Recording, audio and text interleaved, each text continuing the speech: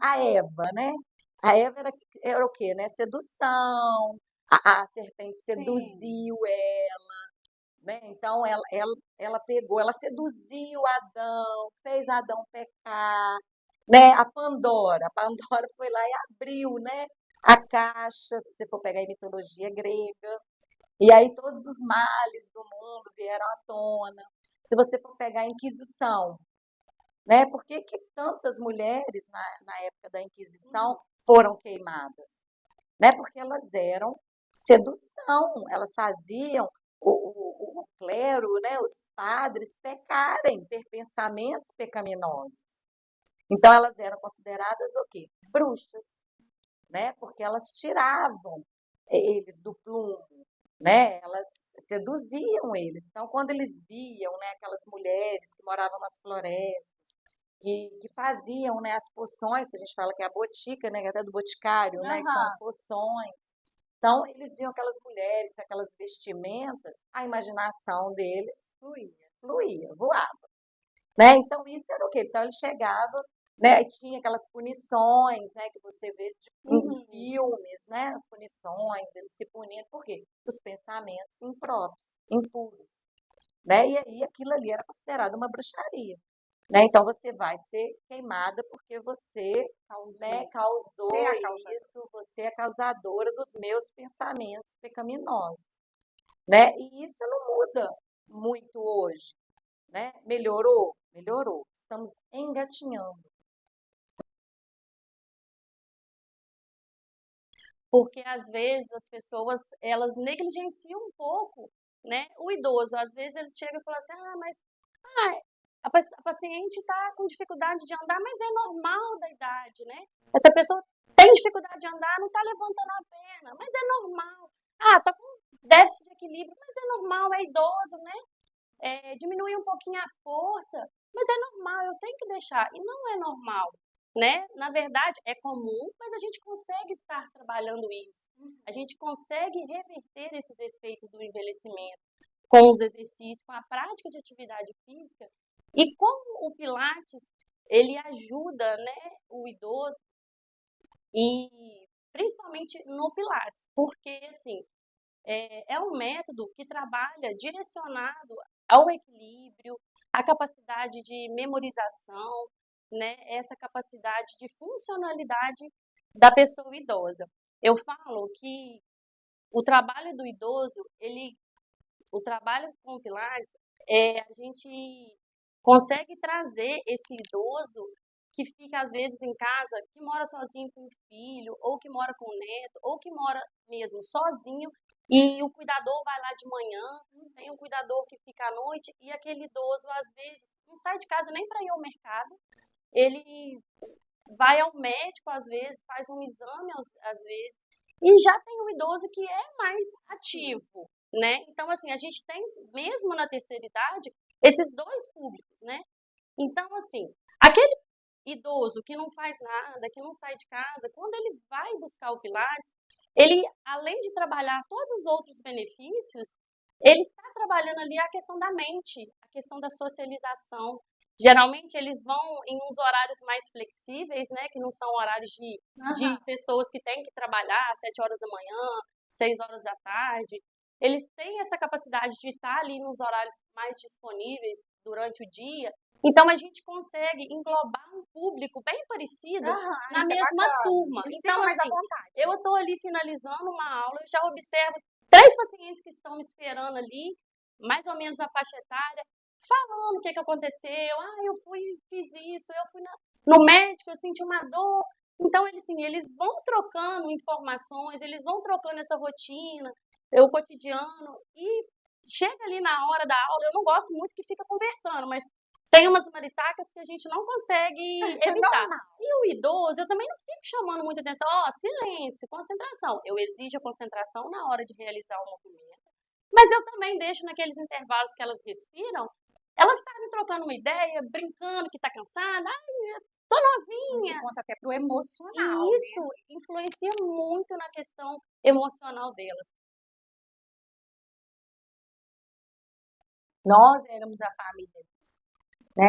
Só quem passou por para aquele lugar, porque a gente brinca assim, Palmas é muito bom falar, olha, vocês eram heróis, não sei o quê, mas nós passamos muitas dificuldades nisso, muito, de você não poder pegar um ônibus, de você ver a gente assim, é vocês que estão, falei que eu não ia chorar, é vocês que estão passando o vírus para a cidade, né?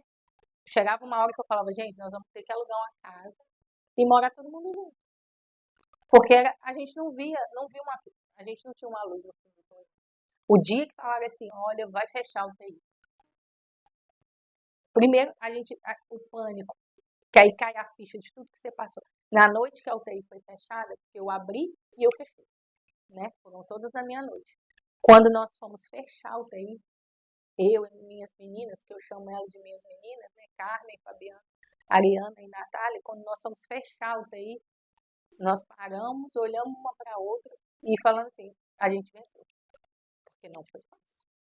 Não foi. De jeito nenhum. Só eu falando, vocês não conseguem mensurar nem um terço do que foi. Porque foi muito triste. Você tem que ligar para os seus amigos mesmo, e ouvir o grito do outro lado. Porque você que teve que. Como tinha pessoas que era a gente que tinha que dar notícia. Né? Eu via os gritos tinha uma família muito amiga, que eu tenho um carinho enorme, era muito perto do hospital, e eu ouvi os gritos do hospital.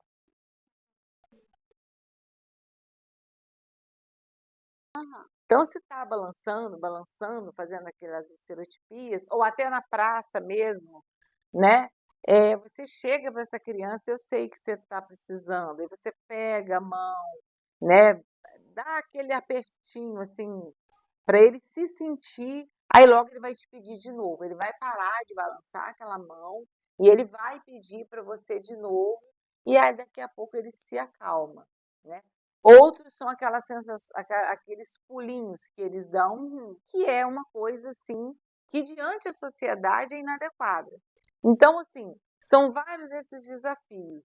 Às vezes uma mãe chega com a criança dessa num parquinho, que vê fazendo movimento, ou às vezes, né, algum barulho, né, que fica fazendo oralmente até um barulho, não palavras, um flapzinho, um pulo, as mães às vezes até retiram as crianças do parque, né? Tipo, essa criança é doente vai machucar o meu filho. E exatamente a necessidade a dificuldade da criança autista é o quê? É a comunicação e a socialização. E qual é o melhor lugar? As escolas, os parques, né? Os shoppings da vida, as lojas, todo lugar que é social é importante para essa criança. Né?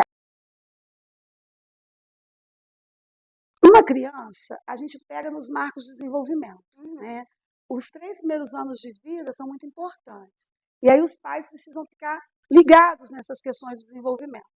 Então, quando a gente percebe algum atraso de desenvolvimento nessa primeira infância, é hora de ligar o sinal de alerta e procurar uma ajuda.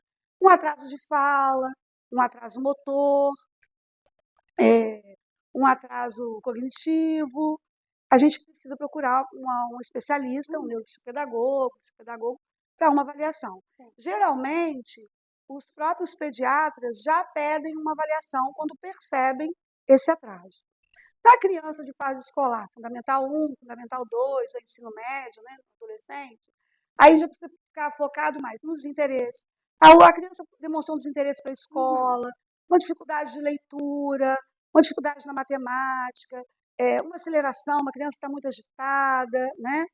Tem marcos de desenvolvimento que o pai achou, porque às vezes as pessoas acham, meu pai também, meu irmão demorou a falar, o irmão dele andou com 2 anos, andou com normal porque alguém da família. Isso. Mas a gente pode até ser, né?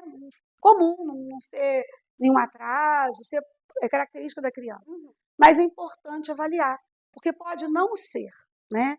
Pode ser algum transtorno, pode ser alguma dificuldade. E o quanto antes a gente começar essa avaliação e a intervenção, melhor para a criança ou adolescente.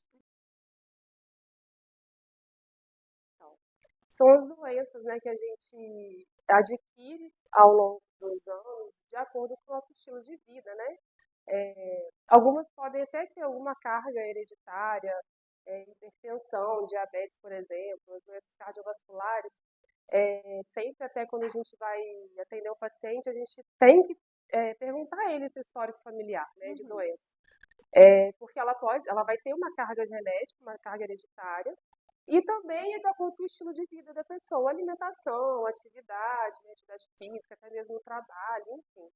E seriam diabetes no caso tipo 2, as doenças cardiovasculares, obesidade, né, que é uma doença, é uma inflamação, né? Então seriam essas doenças, né? Elas não são transmissíveis. Se eu tiver diabetes, eu não vou passar para você, né? Mas de acordo com o meu estilo de vida, com essa questão hereditária, né, genética, eu posso estar adquirindo, né?